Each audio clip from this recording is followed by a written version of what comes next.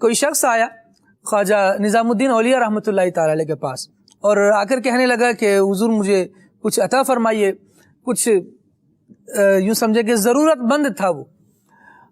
خواجہ صاحب رحمۃ اللہ تعالی نے ارشاد فرمایا کہ ابھی تو کچھ نہیں ہے، لیکن اگر کچھ آئے گا تو وہ آپ کو دے دیا جائے گا۔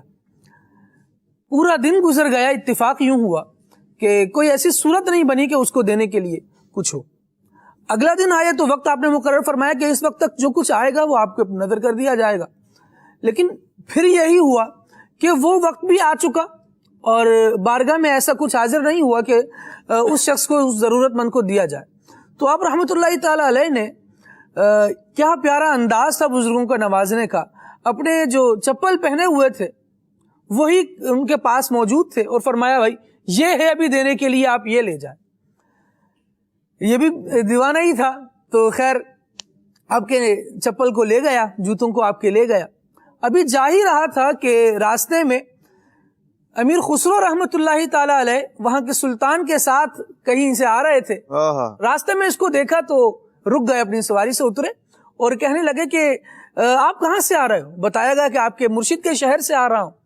تو فرمانے لگے کہ مجھے آپ کے پاس سے مرشد کے تبرک کی خوشبو آ رہی ہے، آپ کے پاس میرے مرشد کی کوئی نشانی ہے؟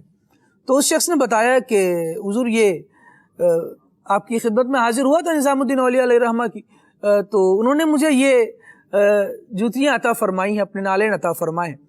تو آپ رحمۃ اللہ تعالی نے خوش ہوئے اور کہا کہ یہ میرے مرشد کی ایک اظہار عقیدت فرما۔ اس سے پوچھتے ہیں مجھے بتاؤ کہ یہ بیچنا چاہتے ہو؟ تو کہا ہاں میں بیچ دیتا ہوں۔ آپ رحمۃ اللہ تعالی نے 5 لاکھ نقرئی سکے اسے دیے اور اپنے مرشد کے نالین اور چپل جو تھے وہ خود وصول کر کے خوشی سے جھومنے لگے اور سلطان کو مخاطب کر کے کہتے ہیں کہ یہ میرے پیر کی علامت اور نشانی ہے، یہ میں اپنے پاس رکھوں گا۔